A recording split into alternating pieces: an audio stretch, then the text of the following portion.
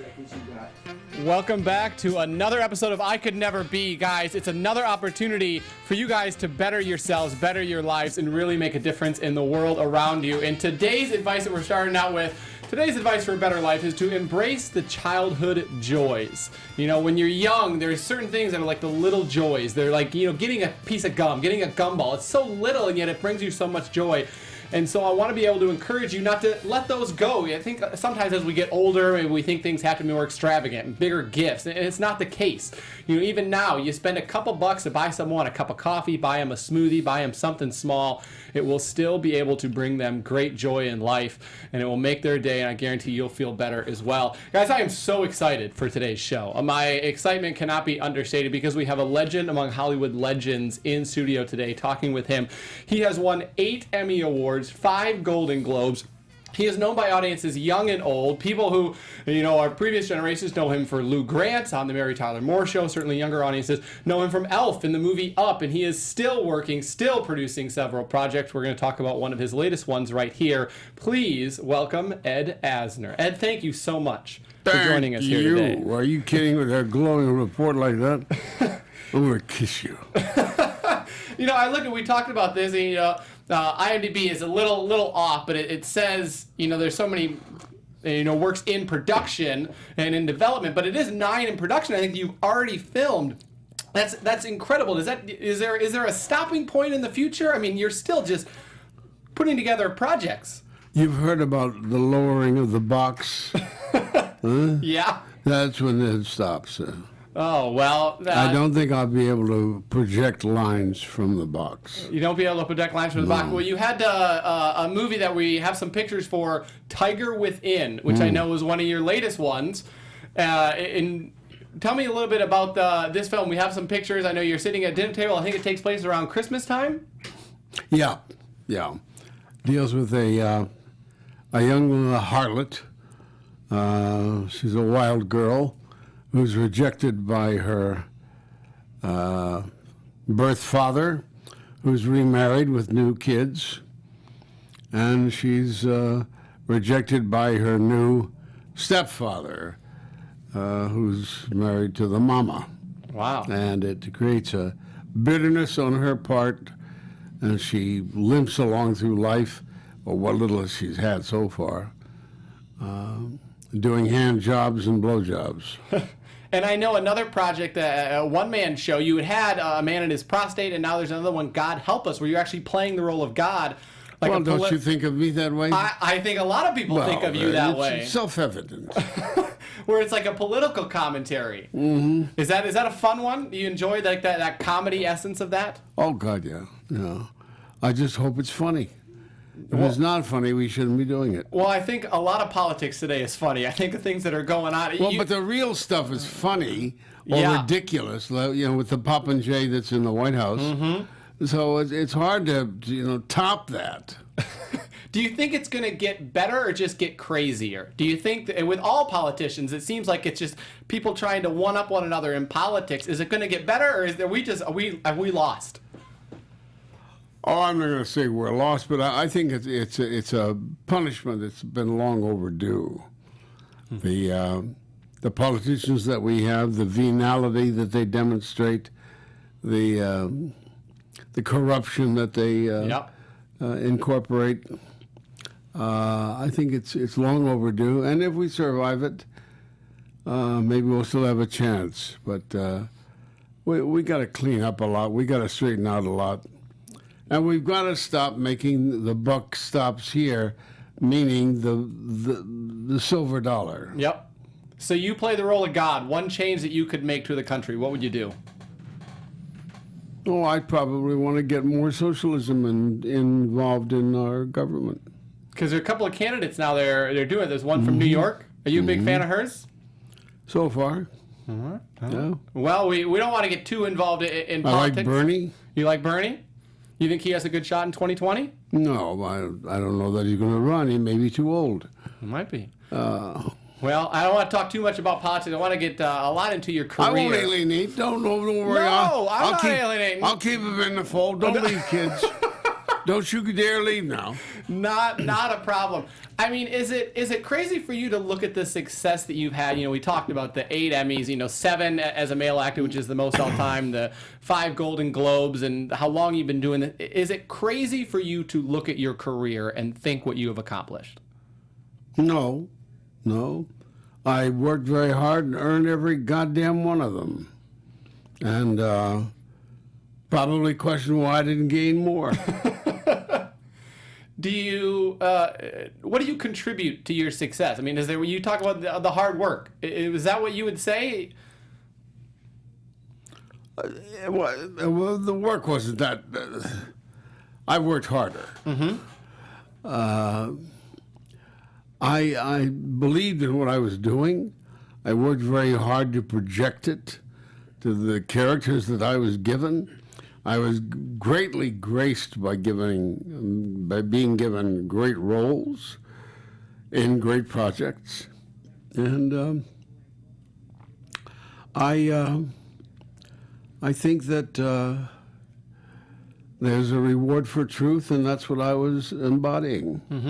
No, I well agree with that. I think, you know, one of the reasons I love doing this show is the character that, you know, people know you for, especially, is Lou Grant. But you didn't get that until you were, you know, 41 years old. And people think of that and they think, oh, well, he just started acting and then he got Lou Grant. And it was just that easy. Well, that shows you how the great thinkers we have in this country. Exactly. And I think, you know, I love being able to share people's stories, and I, you know, knew about you well before you came on the show here, and certainly in doing, you know, the research and reading, it's, you know, growing up in Kansas City, was acting always, you know, the goal for you? Was No. No? I love to pop on stage and be the big hog. I love to sing the loudest and to act the most, but I certainly didn't expect it as a career. When asked why I chose acting at the age of 19, I said I think it was therapy. It was escape. Escape from what? The mundaneness of real life, of leading charges up San Juan Hill. You didn't do much of that in Kansas City. Of being portentously grave and showing how I thought and made great decisions, which involved the family or the country or a woman or a family member. Do you think a lot of actors can relate to that feeling of? You think so? You think that's why a lot go into it, to be able to, you know, escape to a certain extent and be able to, you know, maybe in there be something greater than themselves? Most of the actors out there can do it. They're given the chance. Being given the chance. And I guess I was lucky enough that in the beginning I didn't offend enough people to be denied the chance. So I delivered. And I know you know, growing up in Kansas City, but then you traveled. I mean, you went to Chicago and did work there. I didn't really decide to become an actor until after Chicago. Chicago is what caused it. Was it the circumstances in Chicago? Was it the people?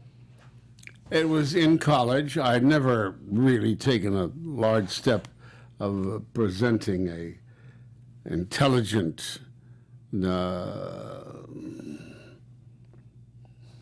capacious creature as Thomas à Becket, Archbishop Thomas à Becket.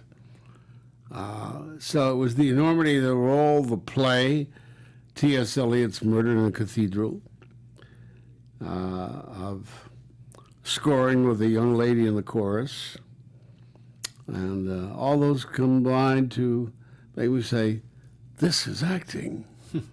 And your parents weren't big fans of acting as a child, were they? No. Well, they certainly loved acting, but they didn't expect one of their own to jump up and take over. Now, what were your other siblings doing? Because I feel like that probably played maybe a role in their thinking of what you should have done at that age. I know you have older siblings. What were they doing at that point? Well, I had two sisters who were involved in social work, and one who was involved in clothing at Six Bear Fuller in St. Louis. Mm-hmm. And both had degrees in social work, and both had worked as social workers. My two brothers, one was had worked with my uncle in the pipe and supply company he had in the Texas Panhandle, and had operated well there, and then in the war was a ferry pilot. And when he got out of the war, started buying surplus goods and selling them at a profit. Mm-hmm. And finally went into the building materials business and was the biggest building material supplier in Kansas City at the time. So did they want you to just have something more stable? Was it the stability of acting that jobs can come and go? It was just from out of far left field. They just never even thought of the possibility.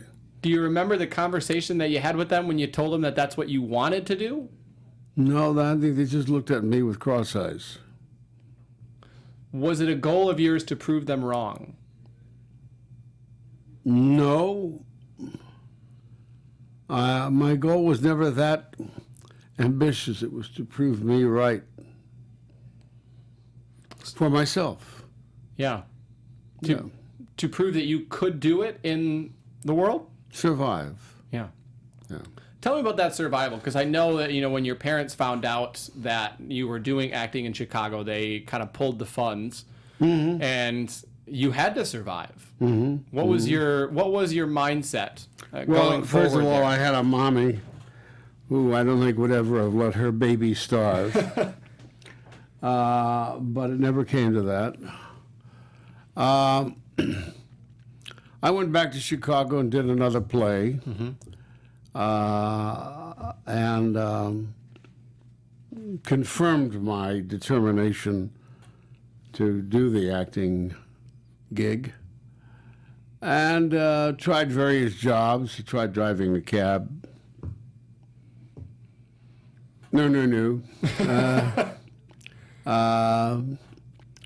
Tried selling TV over a local station in Chicago. And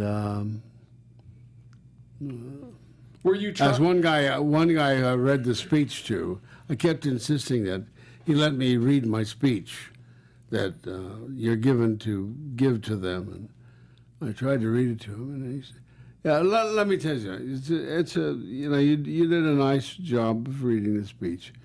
That's the worst speech I ever heard." I'm like, yeah. Okay. So that didn't last long.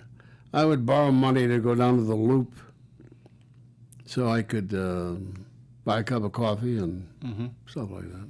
Did you give it an amount of time, when you went back to Chicago? And I feel like that is the way with people who move to LA. They say, well, I'm going to give it 2 years. I'm going to give it 3 years, and if nothing happens, then maybe I'll change my mind. Did you do that when you went to Chicago? No, I think I was more stupid than that. I think I just decided to, until I collapsed, or until my calls home were not answered.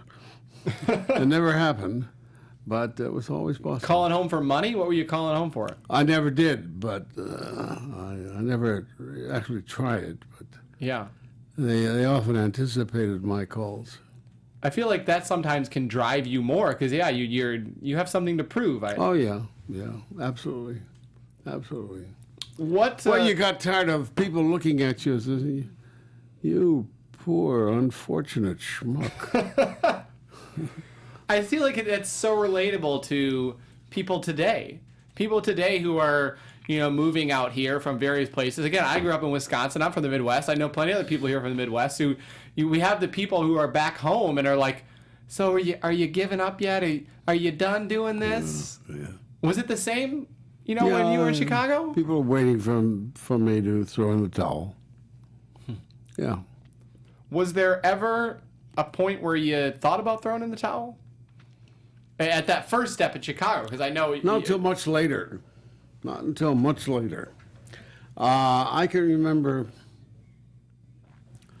I had had very good success in L.A., and then the well dried up. Yep. And for 2 years, we barely made popcorn money. This was after Lou Grant? Oh, no, long before. Before? Oh, yeah. So my son said he remembers it very vividly. I have to believe him. I don't know. But I'd go out on Saturday night and I'd get the LA Times. So I could bring it back and go over the one ads and see what jobs I could qualify for or could warrant to supplement whatever I was doing as an actor, if anything. Were these non-acting jobs? Oh, yeah. But almost invariably, I was either totally unschooled for the jobs or because they wanted certain schooling, or they didn't train you. So I never found any breakthrough there. How long did that go on for? You said 2 years? 2 years. And during that point was when you thought about walking away?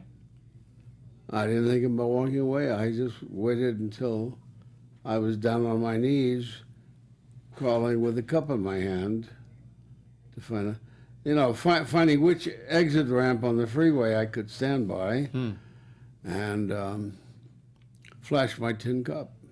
Were you actually out there? No, not that far?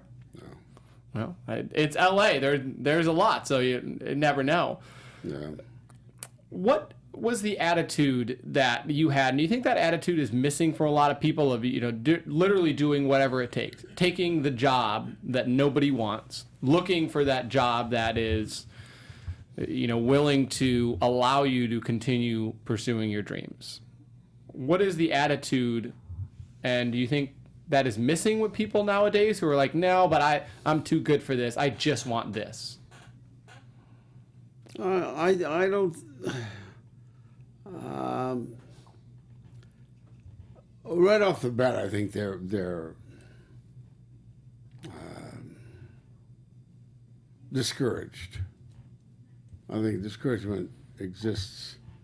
They're just made to look at the enormity of what they would have to go through, and they can't see mounting all of those steps to meeting that enormity. So they don't do it. Those who do keep learning the tricks in the trade. You just keep looking at it and say, I have to take one step, and then another, and then another. I'm going to learn ballet. I even took ballet lessons at one time. Really? How many lessons did you make it? Well, actually, this was still in New York. And a friend and I were enrolled in Peter Gennaro's class. And it was interesting. It was good to learn dance, however, whoever taught it. Was that to get the ladies? Be honest with me, Ed. I had the ladies anyway. So then, right after we started taking lessons with him, he gets called to do the Perry Como show. The Perry Como show or the Frank Sinatra show, I can't remember which, to choreograph those shows. And I said, what am I going to do? So I didn't get a replacement, and I never really learned to dance. Well, professionally, I'm sure you were light on your feet and able to dance a little bit. Light in my head too. the point, where you're saying there's 2 years where you were down and, looking through the want ads, and I think that you said that was before Mary Tyler Moore. Did you expect to get the Mary Tyler Moore show when you first went into interview? No. First of all, I didn't know what the Mary Tyler Moore show was. Nobody was ever offering me a goddamn show. So I went in. I had done work for CBS, which was had Ethel Wynant as its vice president in charge of talent at the time. I did a movie at 20th that Grant Tinker was around 20th at the time, who saw my work on that as a comedic police chief. And I stayed away from comedy. I didn't trust myself on comedy. So then I'm called in to a normal call to do audition for the Mary Tyler Moore show. Okay. So I go in as Lou Grant, and I don't plan ahead. If I get it, great. Then I'll know. So then the producers give me the script, and I look it over, and I'm impressed by the writing, and I wait, and I'm called in to read, and I read with the two producers, Alan Burns and Jim Brooks, and the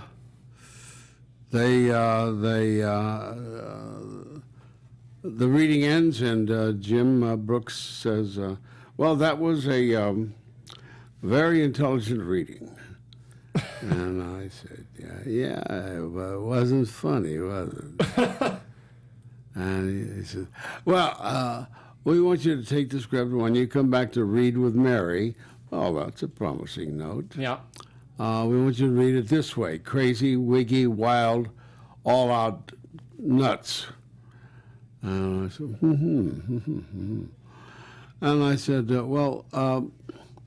why don't you have me read it that way now, or try it that way now? And if I don't make it, don't have me back.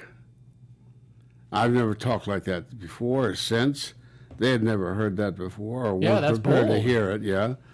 And they said, well, we do have another appointment, but all right, go ahead. So I read it like an idiot, and they laughed their asses off. And they said, do it just like that when you come back with Mary. Oh, I said, I don't know. What is it? How do you, So for the next week or two, however long it took, I tried to think in those terms. I came back to read with Mary and jumped in again like a fool and read it all out wiggy.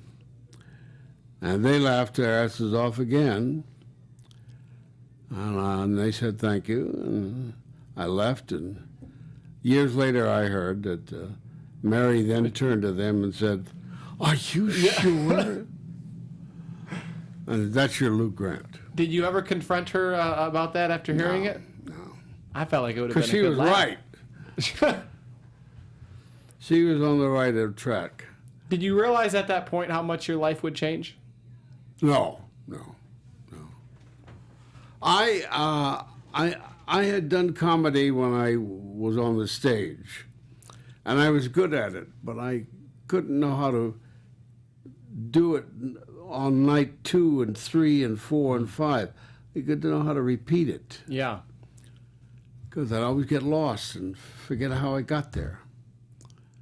So we stayed away from it when we took jobs in L.A. We? Who's we? My agent and I. Okay. And we geared ourselves to doing drama. Mm-hmm. Which is what, Lou Grant, the spinoff, was. Yeah. But it still had comedy in it. Yeah. What was a favorite memory from working on that show? Talking with the people before the show and fans of the show that reached out. It's one of the things that they wanted to know. Well, you have a favorite memory from working on the show, or a couple? Just an overall, it was a blessing to go to work. Blessing to be with those people. Blessing to read those words, to rehearse those words, to make it even better. To be directed by a good director. It was also easy. 7 years of plush. And each year you got paid more money. Yeah. No, there's no better way to live. If you're right in the role. Yeah. You just got to wait for that door to open. Is there any secrets about the show that people, anything that happened behind the scenes that people don't know about? I mean, it's been, a You number heard of years. about the babies. Heard about the babies. Yeah. So what is the babies? Because I don't know if I know about the babies. All the actresses had babies that we created. Yeah. On the show, or you? No. No. No babies came out of it. There's no scuttlebutt. It was just a good show. Yeah. Did you know that Lou Grant would come out of it? No. That's the last thing I imagined. The show ended and everybody got their walking papers and everybody got offers of a show here, there, everywhere. And in my show, I got an open-ended offer from CBS, and I took it to MTM. Fine. And I said, well, I'd like my two producers, Alan Burns and Jim Brooks, to produce the show, because I figured it'd just be another half-hour comedy that they'd come up with. Yep. No. Not the case. So a couple months later, they finally said to me, we think we'd like to take Lou back to his first love, which was newspapers. I said, oh, yeah, I have fun. And we'd like to do it in an hour format. Well, that's going to the dark side of the moon. That's double. Yeah. But it's a totally different life. Totally different life. Was that a challenge for you, or did you see that as something I don't recall it as being a challenge, but I trusted those two guys so much it didn't matter what the... You trusted the guys. Yeah. He's Who's the just spy? he's just coming in to adjust cameras. He's a big fan of yours. Oh, is he? Why is he crawling? Why is he crawling? He likes to do that. Oh, well, that poor fellow. And I know that show, I think it was a change for people too who are viewers. They're like, you're expecting this particular character. CBS, the first 2 weeks of the Lou Grant show had us identified as Lou Grant, a comedy. Oh, so that was what confused people. That's how stupid they were, how stupid the people were. And, even though it was a drama, there were still comedic lines within the show, because they didn't want to throw all of that away. So I was in therapy at the time, and I went to my first therapy session after the show opened, and I'm lying on a couch. He was one of those guys. And I said, so what'd you think? And he said, why do you grimace so much? And oh my God, it hit me. We're going from a half-hour, 3-camera, audience-attended comedy show to a 1-hour single camera drama with no audience. Totally different vibe. Totally different attitude. Nobody can laugh. Nobody can do anything. But I didn't want to lose the laughs at home. So whenever we got to a laugh line that I was participant of, I would say the line and I'd grimace. Like a schmuck. And we stopped that day. Yeah. Did you appreciate what you had when you had it at that point, when you're at that level, and you're at the height right there, and you're known by people anywhere you go. You can't go somewhere without people knowing your name. Did you take time at that moment to appreciate where you were and to say, man, this is my life. This is where I am after all the work that I put in? No. I just kept wanting to make it better and better.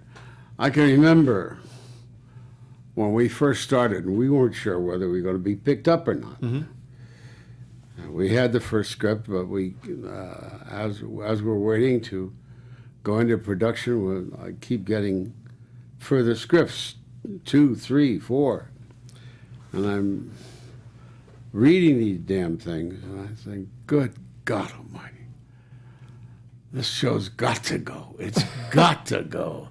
These scripts just got better and better and better and better.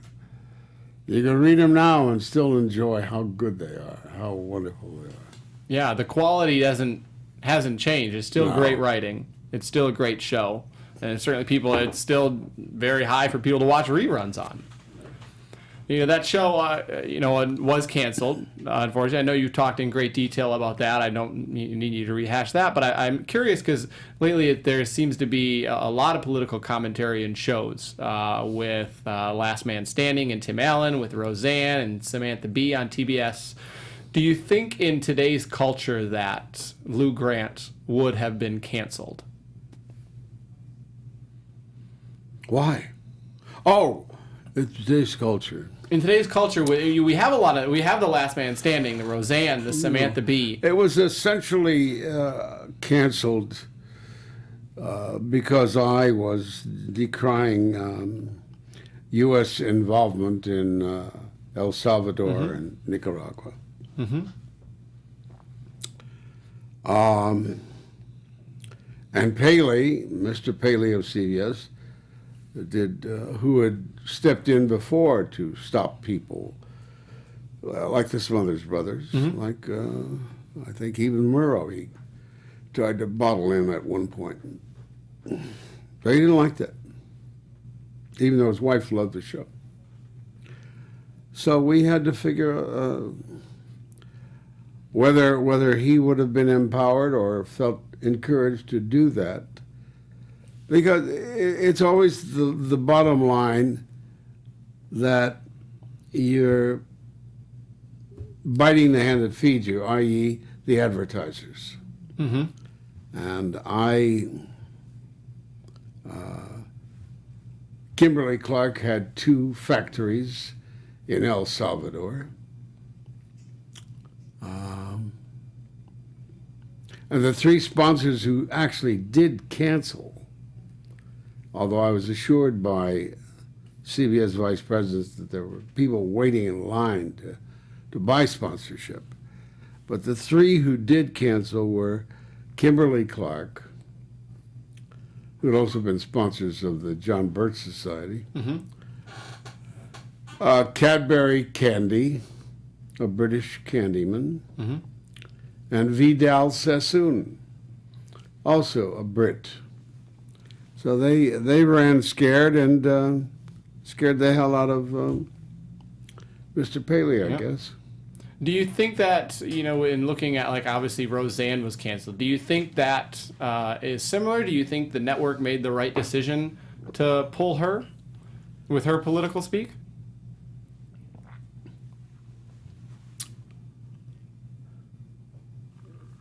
Well, because I'm so totally opposite to what her expressions are that all I can do is celebrate.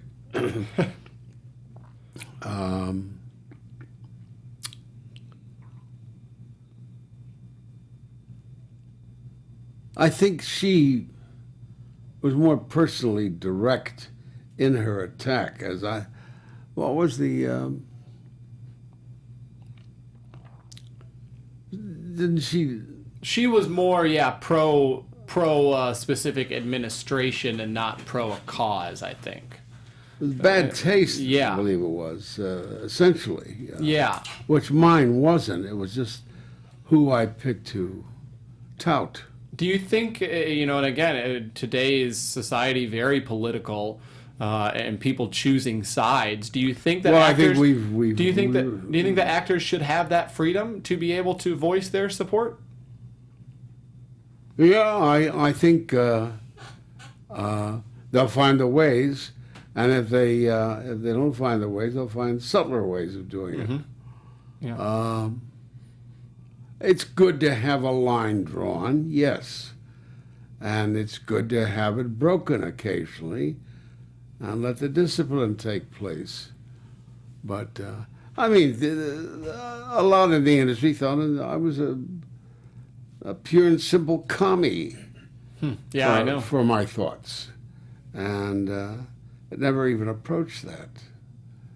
But they wanted to think it, so let them. I don't know. What do you think? I think I think you're right. I think you have to have a line, and I think sometimes it's good for that line to be broken, to be able to. Well, for instance, I think we have a better example. Here we have the taking the knee at the Star Spangled Banner. Isn't what they are protesting for meaningful, heartfelt, has nothing to say against the banner itself or the country per se, but it's a moment they choose to register their unhappiness over what is being done in the name of national honor. I think the biggest issue is people don't listen to the actual words and meaning anymore. They listen to a headline, or they listen to the politics that the other side or their side is throwing.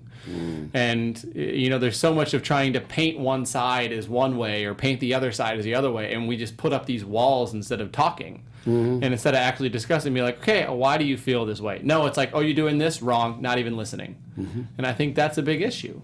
I think that's a huge issue in today's society, that we don't listen, we don't talk, and we paint people as, okay, oh, you're stereotype, okay, stereotype, all right, stereotype, and it's both. I mean, it's all around us. It's terrible.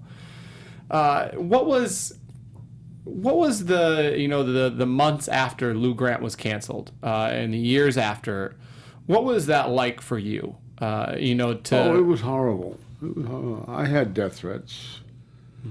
I feared for my family, too. Not a great outpouring of friendship from whatever friends I had.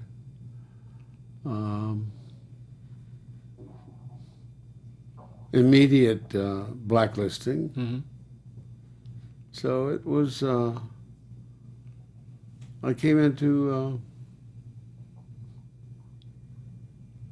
I walked into a wall. Did you feel like you needed to kind of reestablish yourself and maybe go in a different way and do different roles, or? Well, no, I always did that. Okay. Always tried for different roles. Didn't matter.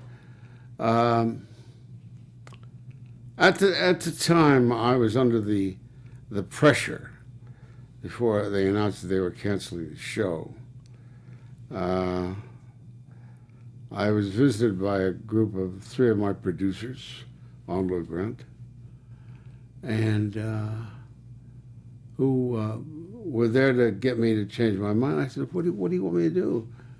I said, first of all, I want to clarify that it became determined, at least by my agent and others, that any time I was attacked, I responded as ably and powerfully as I could, verbally.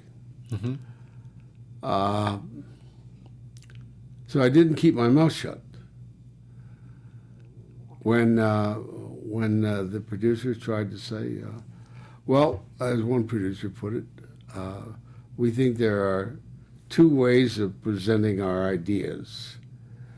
One is the way we do it on the show, the other is your way, and we think our way is better. And I said, well, that's very good and well and good, but I'm being threatened. How do you want me to answer that? They didn't have an answer. Didn't seem like there was a good option either way. No. Did you think about walking away from acting after that, or was that also you're just back to the trying to prove to yourself that you could do it? Prove to yourself that you weren't done yet? I wasn't through being done as an actor. And until I found that that was the truth, that was the story, then I'd find the alternative career, if there was one. What other careers were you even looking at? I have no idea. I did not do that kind of planning. Yeah. I'm not that kind of a brain. I was talking with Doug Jones, the actor, and he said at one point, growing up in Indiana, did you ever think about going back to Indiana? And he said, I didn't get that far. I didn't develop another plan, because if I had, I probably would have pursued it. You pursue it faster if you actually put that in your mind. And you agree with that? Yeah. It's a good answer. He's a good man. What still drives you? And talking about all these productions that you're doing, and obviously you just wrapping up that other one, and you have several more and several more coming out. What still drives you as an actor to continue doing your craft? That as I make the statement, as I put the period in, to know that Ed did it just right. It's minimalism, but absolute precision. What do you think stops others from achieving success in acting? Thousands of people come to LA every single year to try acting. What is it that you think stops them from achieving success? It's possible that they haven't refined their art down to where to put the period. In 50 years, people look back on your life and career. What are 3 things that you want people to remember about your acting, about your life, about the way you lived, the way you carried yourself? What do you want people to remember? The honesty of my acting, the honesty of whatever I said in public. I haven't been caught in lies in either case that I know of. And the fact that doing those 2 things well, the right roles will come along. I agree with that.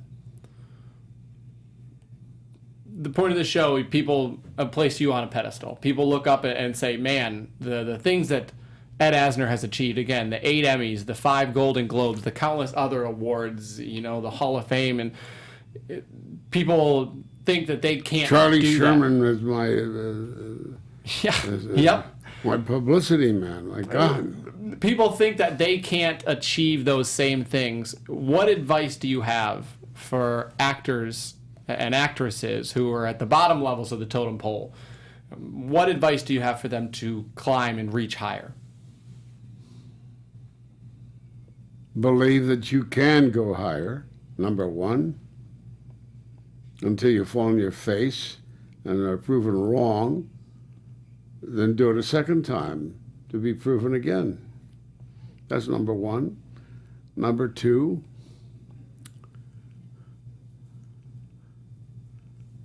don't quit until everybody unanimously agrees that you should. Is that including yourself in agreement? No, you wait for the decision. You wait for the unanimity of the crowd. As long as there's one person who believes in you. Yeah. I agree with that. Well, I appreciate you joining us. A couple of, things. I know you were recently in Cobra Kai. That is coming back for a second season. Do you want to come back, or are you going to come back for Cobra Kai season 2? I was amazed how unbelievably it was received. Very well received. I am amazing. And I'm delighted. And I would be tremendously pleased to do it some more. I think you'd be, I think they would enjoy having you back. I think fans would enjoy having you back, especially. I know Kevin Undergaro, who's the founder of Popcorn Talk, him and Maria Menounos, loved you in that. They really loved your character and loved the show in general. So, I guess we'll look forward to that. And again, I know you're not stopping anytime soon. No, unless the Grim Reaper makes an untimely crash. Is there a role that you haven't done that you still want to do? No. None I know of. There are plenty out there that I haven't done that I'm waiting to look into and waiting to be offered and Characters or no, I have no specifics in mind. Okay. But I know that they must exist. Yeah. And what's one example? Of for instance, I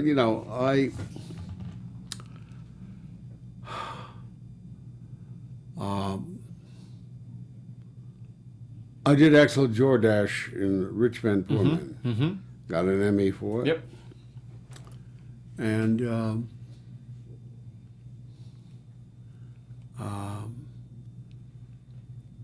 my friend Harv Bennett was the producer of it, and he said, "Go read the book." So I read the book, and I read it, and thought it was great book, great story. And he said, and I don't know if I remember it or not. Suppose he was asked, what role would you like? And I don't remember what I said, but I couldn't believe when he said he thought that I could do well as the father. And not until the day I did it, or the night I did it, could I believe that I was doing it. It was always uphill for me. It worked out pretty well. Yeah, I'm very proud of it. It's one of my best jobs.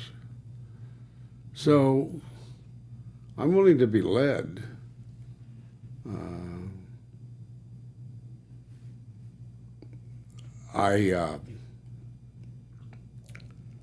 Up was a total surprise to me.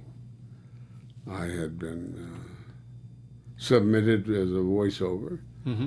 I didn't think anything about it. And then to get it, it all became another very enjoyable movie. Working at the drawing board. Yeah. Well, I think I speak on behalf of everyone watching that we're very excited to hear what happens and see what happens with the multitude of projects that you have going on right now and coming up. And if you want to be able to follow Ed after the show, at the only Ed Asner on Twitter and Instagram. I know you're active on Twitter. You can follow me at the only MC on Instagram and on Twitter. And certainly Popcorn Talk, want to be able to shout them out. We're so thankful to be here at the Popcorn Talk on Instagram and on Twitter. Ed, thank you so much. I really appreciate it. My pleasure. I really did. Firm grip, Ed. Firm grip. Fantastic. Really did enjoy talking with you. I appreciate you being open and being able to inspire people. Because, again, people see you as Lou Grant, but there was a lot of your career before and after that where you had to push through and put your nose at the grindstone. And that's what it's all about. So thank you guys very much for joining us. You can certainly watch us on YouTube every single Monday at 4 o'clock on Popcorn Talk Network. We're also on Apple iTunes. Please, on both of those, comment, like, subscribe. We give this content to you for free. Tell a friend. Want to be able to get it out there, be able to make your day a little better. And in doing that, making your day a little better, pass that on. Again, the little gifts, the little joys for those around you. Just spend a couple bucks. Make someone's day. It's real easy. Until next time, we'll see you later. From producers Maria Menounos, Kevin Undergaro, Phil Svitek, and the entire Popcorn Talk Network, we would like to thank you for tuning in. For questions or comments, be sure to visit popcorntalk.com. I'm Sir Richard Wentworth, and this has been a presentation of the Popcorn Talk Network.